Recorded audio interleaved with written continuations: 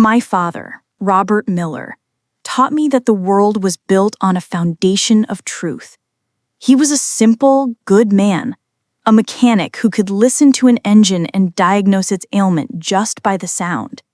He had hands stained with grease and a heart that was spotless. Our house was filled with laughter, the smell of oil paint from his canvases, his one true escape, and the unshakable belief in justice. I was 16 when that foundation cracked. Then it shattered. It started with a business loan. My father's best friend, Arthur, wanted to expand his auto shop. My father, ever the believer in people, co-signed. He put his name on the dotted line, a gesture of pure faith. He didn't know that Arthur's business was a front, a delicate house of cards for money laundering. He didn't know that Arthur was in deep with dangerous people. When the house of cards collapsed, Arthur vanished, and my father was left holding the bag. A very large, very heavy bag full of other people's money. The arrest was brutal. The trial was a spectacle. The prosecution, a sleek and ambitious man named Vincent Croft, painted my father as the mastermind. He called him a wolf in sheep's clothing. The evidence was all circumstantial, a web of lies and fabricated paperwork, but it was presented with such conviction, and presiding over it all was the Honorable Judge Harold Thorne. I will never forget his face. Imposing, a granite jaw, steely gray eyes that seemed to look through you, not at you. His voice was a deep, resonant gavel in itself. He was a legend in the legal community, known as the Scales of Justice. People said his verdicts were final, his judgment divine. But during that trial, I saw something else. A coldness, a refusal to allow certain key witnesses, a tendency to side with the prosecution on every objection.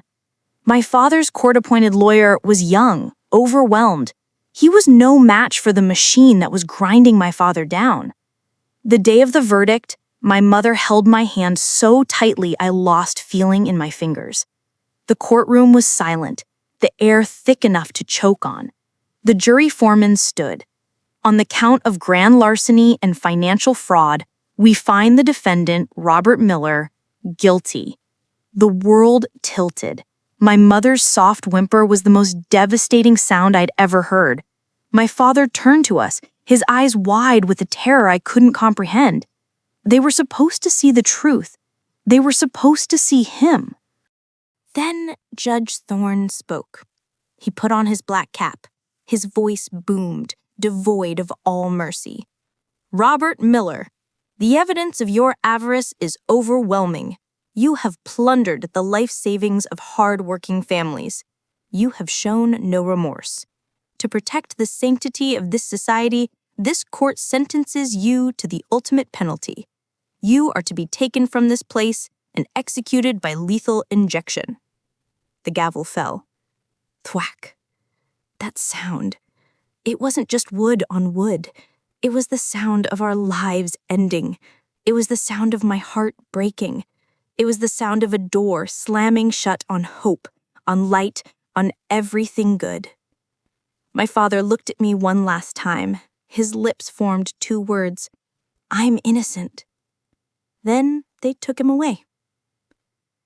We fought, we appealed, we spent every penny we had on new lawyers, but every door was closed, every petition denied.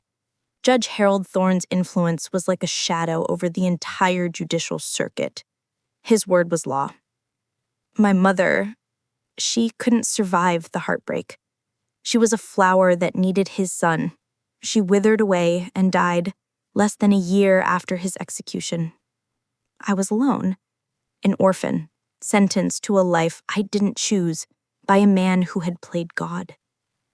The night of my mother's funeral, I didn't cry. I stood in the rain, staring at the cold, dark windows of our now empty house, and I made a promise.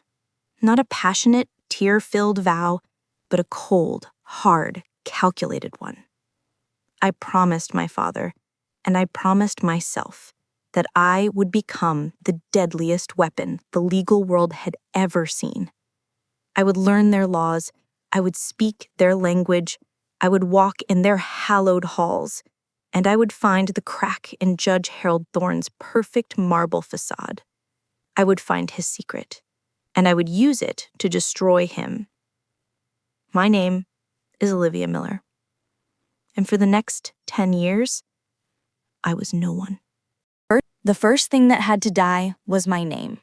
Olivia Miller was a grieving daughter, a victim. She was emotional, she was a liability. I needed to be a ghost. I became Olivia Peregrine.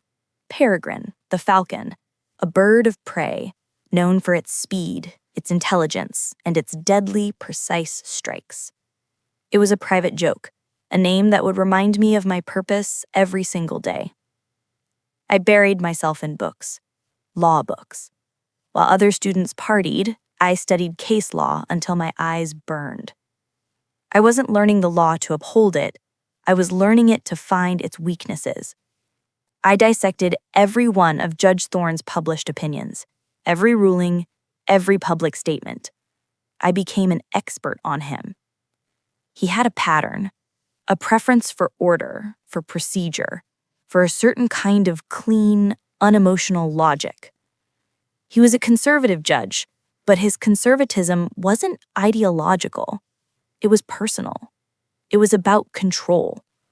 He loved the theater of the courtroom, the power, the absolute authority.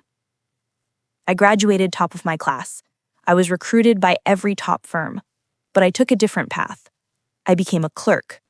It was the best way to get close to the judges, to see the inner workings of the machine. I worked for a respected judge in a different state, building a flawless resume. My recommendations were glowing. They all said the same thing. Olivia Peregrine is the most brilliant, diligent, and discreet legal mind I have ever encountered. Discreet. That was the key. For a decade, I lived a double life. On the outside, I was the poised, professional, and slightly detached Olivia Peregrine. On the inside, I was a vault, storing every piece of information I could find on Harold Thorne. I knew his wife, Eleanor, was a quiet, philanthropic woman. I knew his son, Julian, was a disappointment, a playboy who dabbled in shady business deals. I knew Thorne's schedule, his favorite restaurant, the brand of his cufflinks. And then the opportunity came, an opening for a senior clerk in Judge Harold Thorne's own chambers. It was a prestigious position, a direct pipeline into the inner sanctum. Hundreds would apply. My application was a masterpiece. It didn't just show my qualifications, it echoed his own legal philosophy back at him. It was written in a language he understood, admired, and trusted. I was tailoring a key to fit a lock that no one else even knew existed. The interview was the most terrifying performance of my life. Walking into that courthouse, the same one where my father had been condemned, my blood ran cold. But I was Olivia Peregrine now. She was made of ice. His chambers were exactly as I'd imagined. Dark, rich wood, leather-bound books, a pervasive smell of old paper and authority, and him, Judge Harold Thorne, in the flesh, older, more lined, but with the same piercing, judgmental eyes. He didn't smile. "Miss Peregrine, your resume is impressive." "I thank you, Your Honor," I said, my voice steady, calm, a perfect mirror of his own tone. He asked me why I wanted the position. I didn't speak of justice or a higher calling. I spoke of order. I spoke of the beautiful, intricate machinery of the law. I spoke of the importance of a strong, guiding hand to ensure that machinery functioned without error. I saw a flicker in his eyes. Approval. He gave me a hypothetical case, a complex matter of corporate fraud. I answered not with passion, but with cold, ruthless logic. I quoted one of his own lesser-known rulings back to him. He leaned back in his high-backed leather chair, a slow, deliberate movement. He stapled his fingers.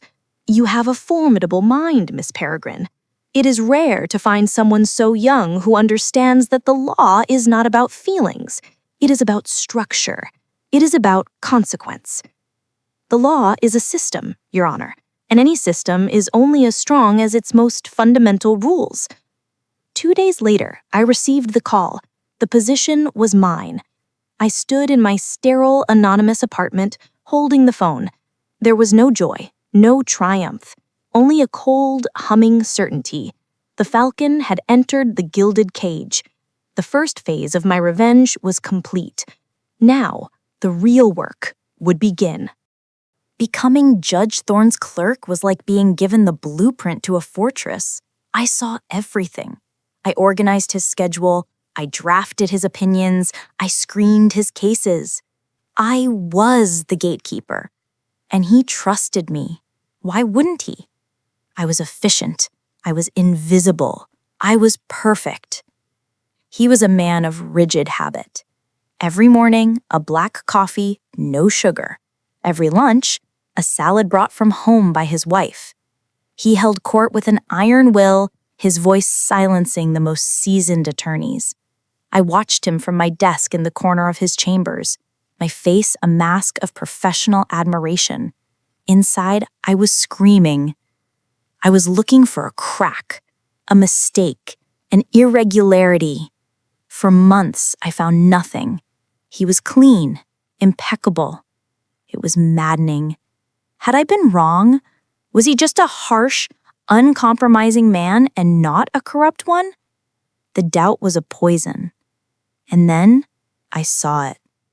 It was a small thing, a civil case, Blackwood versus Titan Industries, a wrongful termination suit. On the surface, it seemed straightforward, but the plaintiff's lawyer was persistent, filing motion after motion. Judge Thorne was unusually irritable about it. He dismissed the motions with a haste that was uncharacteristic. He usually relished the intellectual exercise of dismantling a weak argument. Here, he just wanted it gone. Curious, I dug deeper. I stayed late, long after the judge had left. The case file was thin, too thin. Titan Industries was a massive conglomerate with a history of labor disputes. The plaintiff, Sarah Blackwood, was a single mother who had been fired after reporting safety violations. I cross-referenced the corporate ownership of Titan Industries. It was a maze of shell companies, a Russian doll of corporate entities. But after hours of tracing, I found a name. A single name that appeared as a silent partner in 3 of the parent companies. Julian Thorne, the judge's son. My heart hammered against my ribs. This was it, the first thread. I didn't pull on it, not yet. I just watched. I noticed that whenever a case involved certain corporate players, certain names that I now kept a secret list of, the proceedings were smoother. Favorable rulings came faster. Uncomfortable evidence was sometimes lost from the court record before a key hearing. I was the one managing that record, and I started to notice the subtle gaps. A document would be there one day, gone the next. I never saw the judge take it, but it was gone. He was protecting his son. Julian was a vortex of bad deals and worse debts, and his father was using his position to quietly clean up the mess, to keep the wolves from his door. It wasn't a loud, dramatic corruption. It was a quiet, systemic poison. He was twisting the law he claimed to worship to protect his own blood. The hypocrisy was breathtaking. This man, who had sent my father to his death for a crime he didn't commit, was willing to pervert the entire system to save his own corrupt son? One evening, I was working late, preparing for the next day's docket. The judge had left for a dinner function. His private line, a red phone on his desk that never rang, suddenly lit up. I froze. It was after hours. The main switchboard was closed. I let it ring twice, 3 times. My hand hovered over it. This was a line I wasn't supposed to cross. But this was why I was here. I picked it up. "Judge Thorne's chambers?" I said, my voice perfectly neutral. There was a pause on the other end. Then a smooth, oily voice I recognized from newspaper society pages. "Julian Thorne." "Who is this? Where's my father?" "This is his clerk, Olivia Peregrine. The judge is unavailable. May I take a message?" He laughed. A harsh, unpleasant sound. Peregrine. Right. The new prodigy. "Listen, sweetheart. You tell my father that the situation with the waterfront property has been taken care of. The other party has decided not to pursue litigation. He'll know what it means." The line went dead. I stood there, the dial tone buzzing in my ear. The waterfront property. I knew that case. A small business owner was suing a development company for breach of contract. The case had been dismissed just last week. Judge Thorne had written the dismissal order himself, citing a technicality I had found for him. I had been so proud of my legal acumen.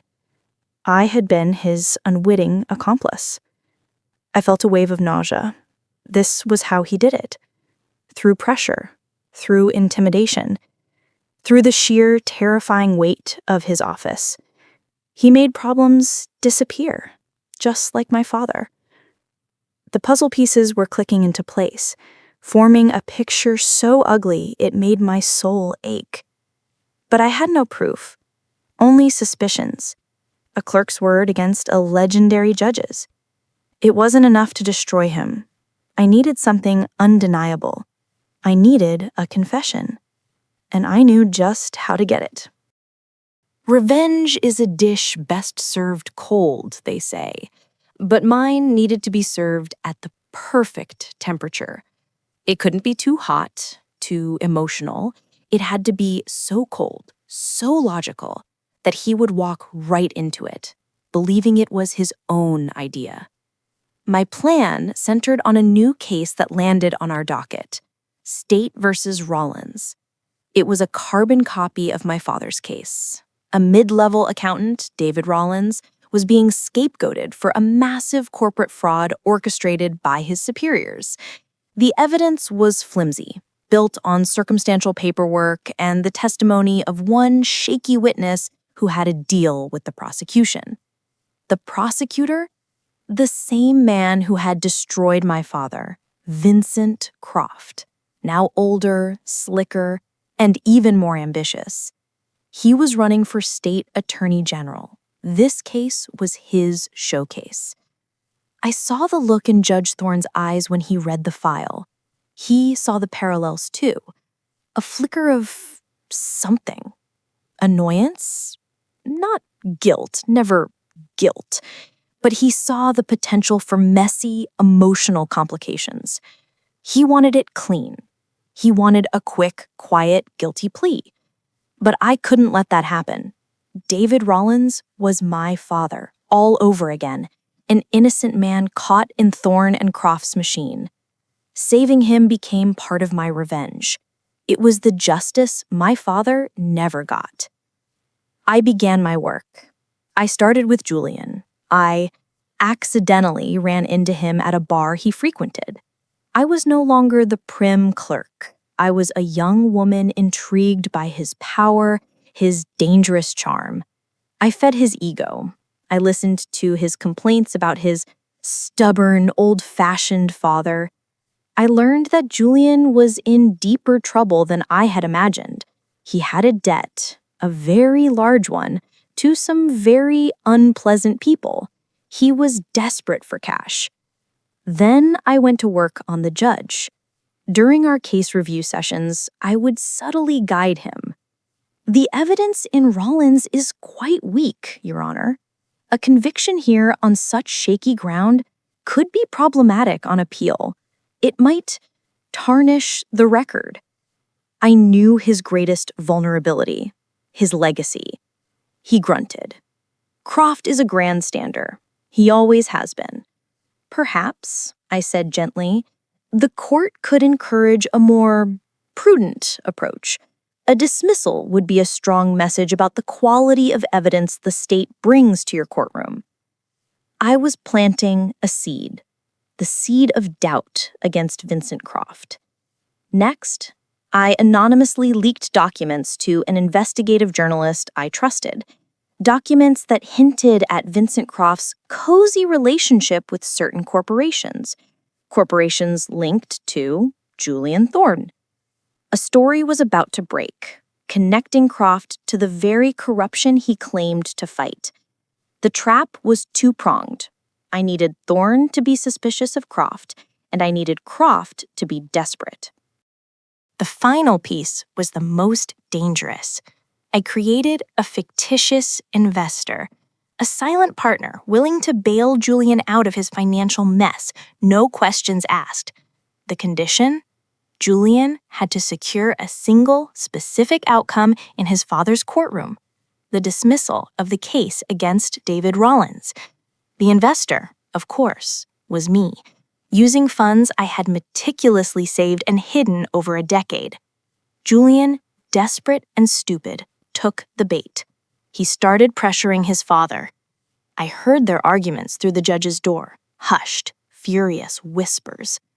"You have to do this for me, Father. It's just one case. This backer, he can make all my problems go away." Judge Thorne was conflicted. I could see the war in his eyes. His precious principles versus his corrupt son. The law versus his blood. The day of the crucial hearing arrived. Vincent Croft, now aware of the impending news story about his connections, was agitated, off his game. Julian was in the gallery, sweating. David Rollins looked like a ghost. Judge Thorne sat on the bench, a king on his throne. But for the first time, he looked old, tired. Croft presented his weak case. The defense attorney, a public defender, did a surprisingly good job poking holes in it.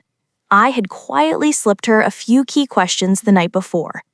It was time for the judge's ruling. The courtroom was silent, just like it had been for my father. Judge Thorne looked down at the papers before him. He looked at his son's pleading face in the gallery. He looked at Croft's arrogant sneer. He looked at the terrified defendant. He cleared his throat. The sound echoed in the tense silence. "The court finds the evidence presented by the prosecution to be insufficient," he began, his voice lacking its usual power. "The case against Mr. Rollins is dismissed." A gasp went through the courtroom. David Rollins broke down in tears of relief. Vincent Croft's face was purple with rage. Julian Thorne let out a shaky, triumphant breath. And I, Olivia Peregrine, allowed myself a small, cold smile. The lion had taken the bait. He had chosen his son over the law. He had proven himself to be everything I knew he was. But he had no idea that the dismissal of this case was not his son's salvation. It was the beginning of his end.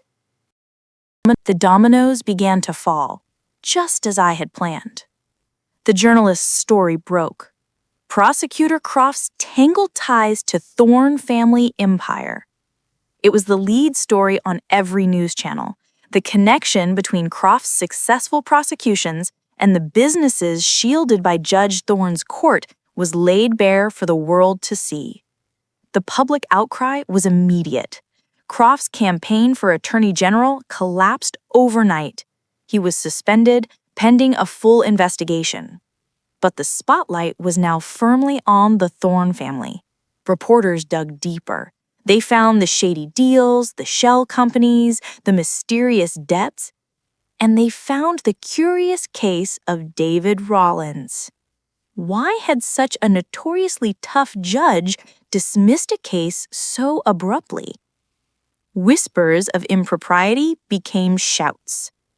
A judicial oversight committee launched an investigation. They subpoenaed records. They interviewed court staff. I was the model of cooperation. I presented my meticulously kept private logs, logs that documented every irregularity, every missing document, every unusual phone call from Julian.